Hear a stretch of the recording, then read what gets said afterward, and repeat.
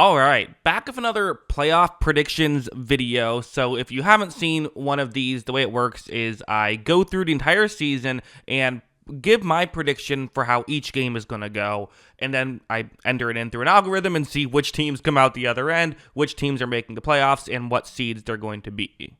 Now, this is an inherently flawed way to do it, right? Because obviously I am not a picks God, right? I'm going to miss some stuff. And also just there's going to be upsets that nobody could predict, right? But that being said, it's still a fun exercise to see what each team that is a playoff hopeful has to do to get into the playoffs. That's the main point of this video, is to see what games are important coming up and things like that. So yeah, let's just get into it. We're going to start off in the AFC this week just because we've been doing the NFC for the past few weeks. So let's do the AFC first. Also, you notice the format is a little bit different. It's because I'm using a different website.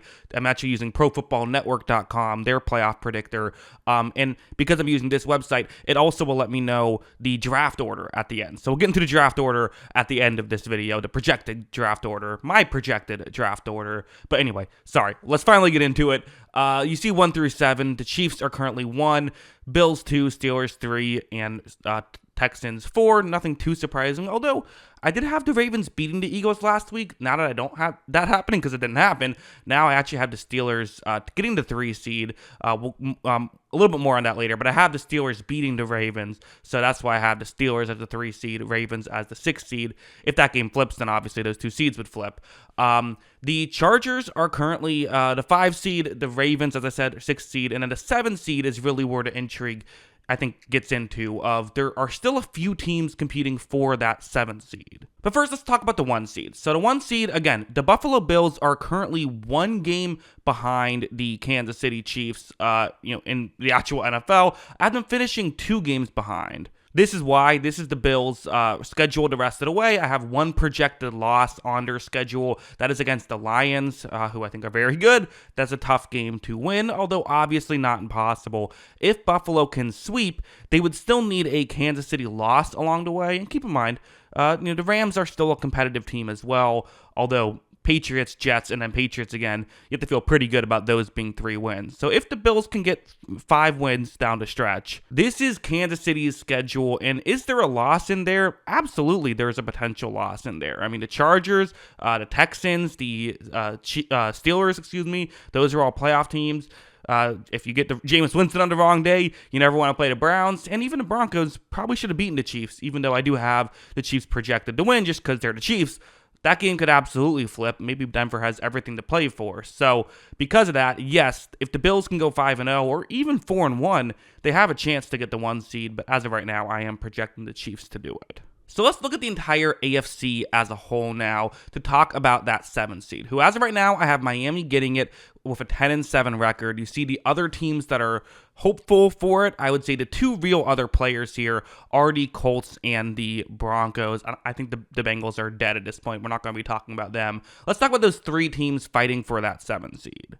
First, the Dolphins, who you might be saying, wait a second, Jackson, you forgot to put any L's on their schedule. No, I have them projected to win every single game. Now, this is where things get a little bit funny, right? Because I think they're slight favorites over the Texans. I do think they're probably favorites over the 49ers at this point. And then again, Jets twice, those should be 2 wins. But even Cleveland, no guarantee. It's tough to go 5-0. It just is. And while I have that as a projection, if just one of those games flips, any one of those games, then Denver would be the team getting in. So Denver, they just got to take care of business. You see their schedule. I have them going 3-2. I have them beating the Colts. That's a huge game, right? But if they can go 3-2 and they just get Miami to drop 1 of their next 5, that's all they need. And keep in mind, one of their projected losses is Kansas City, the final game of the season, which I keep keeping as a projected loss, but it could go either way, right? I think a lot of Broncos fans are saying that could be a win, because what if Kansas City already has the 1 seed locked up? They might be resting starters, in which case Denver probably wins that game. That probably gets them into the playoffs. So I think even though my projections say Miami, I would personally lean to one thing changing and then Denver getting in. Denver just has a bigger margin for error, but Miami does kind of have a bit of a driver's seat of they don't have any game I look at and say that's probably a loss. Also for Denver, it is worth noting that there is a way they could get the tiebreaker over Miami. However, unless I've missed a scenario, I believe in every single scenario where they could then win the tiebreaker over Miami, they would also have a better record than Miami and so wouldn't need a tiebreaker. I believe in any scenario where they are tied, Miami would get the tiebreaker. So I think it's, someone brought it up in the comments below. So let me know if I'm missing a scenario, but I'm pretty sure that's how it works. Also, the Ravens, who I have as the 6th seed, I wanted to throw them in there just to talk about them. They're in a pretty good spot. So I have them projected to lose to the Pittsburgh Steelers. They only have 4 games left. For them to drop out, really what would have to happen is they would need to go 1-3. If they go 2-2, they're fine. So, Giants and the Browns being 2 games on the schedule, which they've lost to the Browns already this season. I think you would look at losses to the Steelers, Texans, and Browns. Maybe that could take them out, but I think they'll end up getting, even though they only had 11 wins, I think they feel pretty locked into that 6th seed, or better. The next team is the Colts, who are another really interesting team, because I have them going 3-1, because they played the Titans, Jaguars, and Giants. The one loss, though, is to Denver, who, I do think Denver's a better team than the Colts. They've certainly played better this season. If the Colts can flip that game, that alone does not get them into the 7th seed. What it does is gets them into the 4 seed. So if they could overtake Miami, if, for example, it would actually give them the division lead over the Houston Texans. If the Texans win another game as well, so then the Colts don't get the 4 seed, it would still be enough for them to get the 7 seed. So if the Colts win out, they make the playoffs. It's that simple. Unless the Broncos, I believe if the Broncos go 4-1 with that being their one loss, then they would be the 7 seed. And then if Houston can win enough games, then Colts could be out. But realistically, the Colts probably control their own destiny. Looking over at Houston, this is part of the issue, so they have 4 games left. I have them going 1-3, which sounds crazy, but that Miami game, which is going to be in 2 weeks, so they have a bye week, then they play Miami. If they can win that game, they're good, and that would go a long way for a lot of these teams. If they can win that game, they're pretty much locked into the division lead, and in fact, if they can go 3-1, they're guaranteed the division lead because they have the tiebreaker over the Indianapolis Colts. So even though the Colts are trying to hang around, Houston's in an okay spot, and realistically, if Houston can just go 2-2, they're pretty much locked in. But it's tough. I mean, Miami, Kansas City, and Baltimore, those are tough games to win. So it's not out of the question that they could even lose the division, which is crazy. It's also not out of the question they could be competing for the division the last game of the season. And that's something that could happen as well.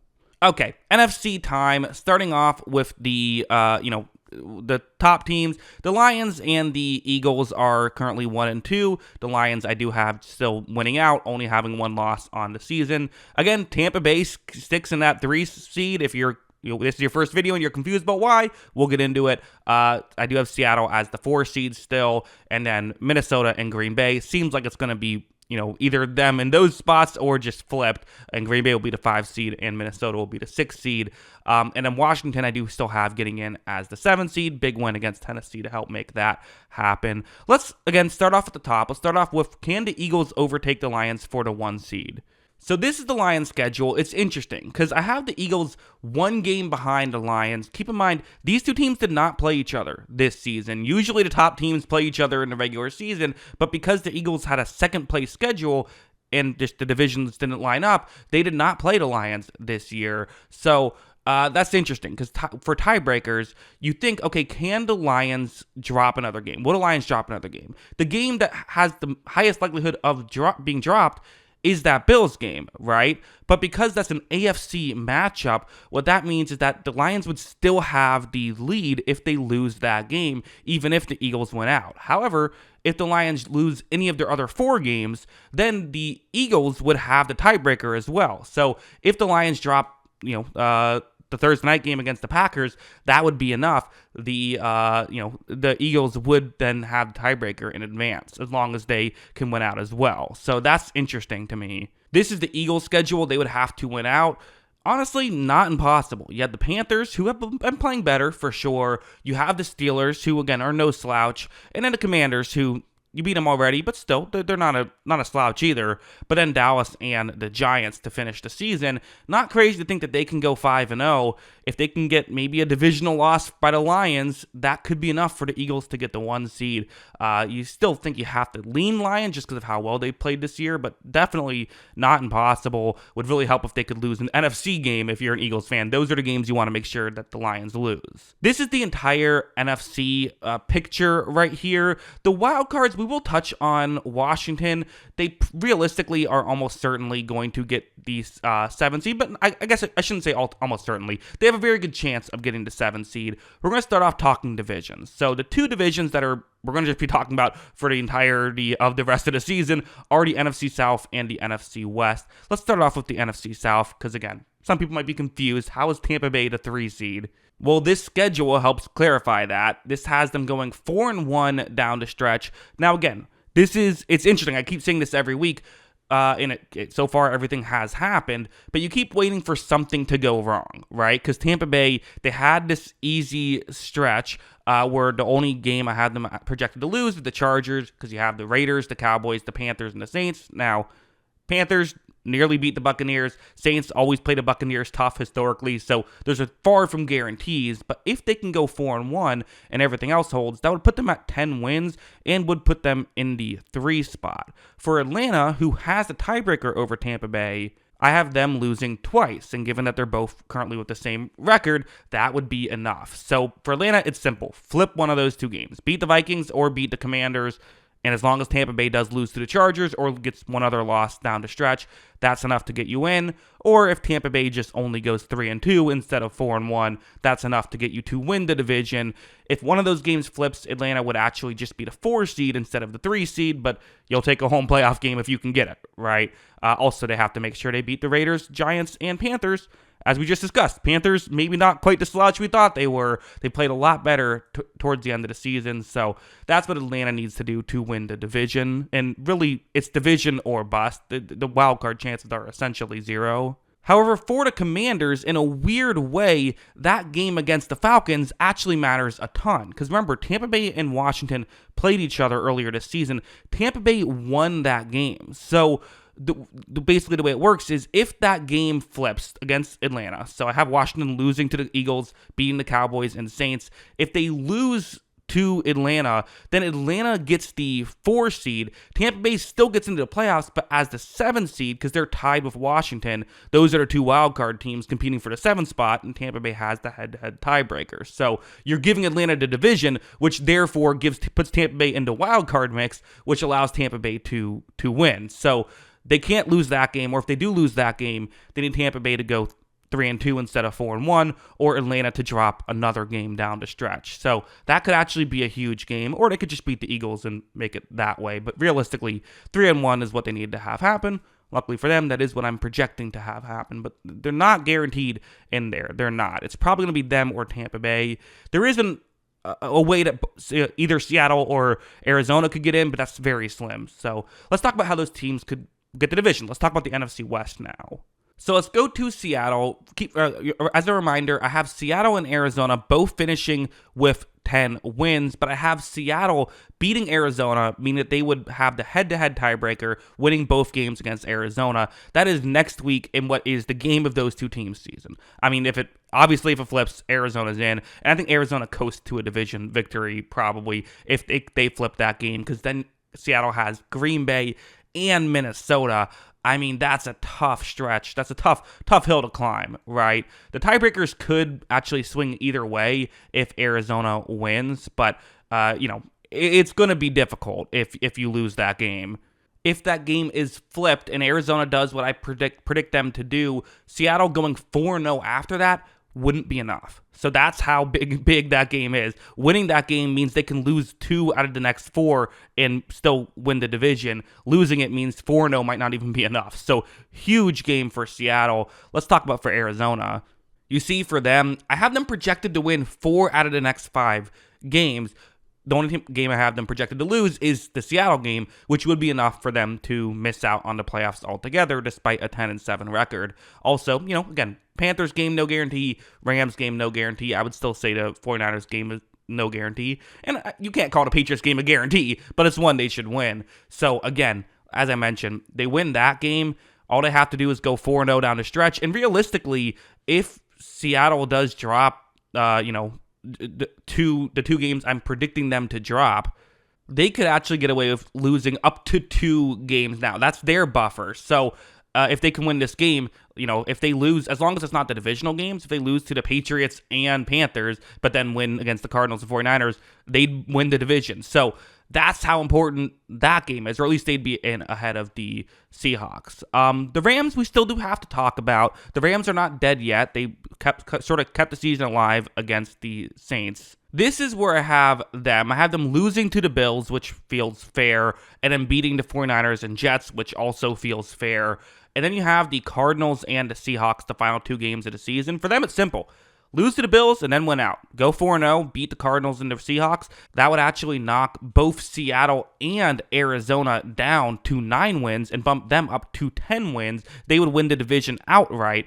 They would get the 4 seed in that scenario. So for a Rams fan, don't panic about losing next week. Make sure you can beat the Niners and the Jets, and then playoffs start week 17. Essentially. So yeah, that's all the playoff stuff. Let's get into, as I mentioned at the beginning of this video, let's get into draft order. This is the order. Hopefully it's not too small on your screen. Hopefully you don't have to zoom in or anything. But you see, Jaguars I do have projected to be first, and the Giants I have projected to be second.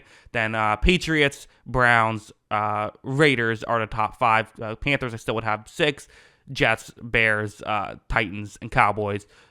You can read the rest if you want to. But yeah, I mean, the key thing is I do have the Jaguars losing out, I have the Giants losing out. A couple of these teams do have a couple of games that you look at and say that could be a win. So, like the Titans have a few winnable games on the schedule, so that's why they end up going to 9. But yeah, I don't know, kind of interesting there. But yeah, that is what we have to pay attention to. Those are the important games, so now we know what to look out for. But let me know your thoughts on some of the stuff in the comments below. Always love hearing from you. And of course, as always, thanks for watching.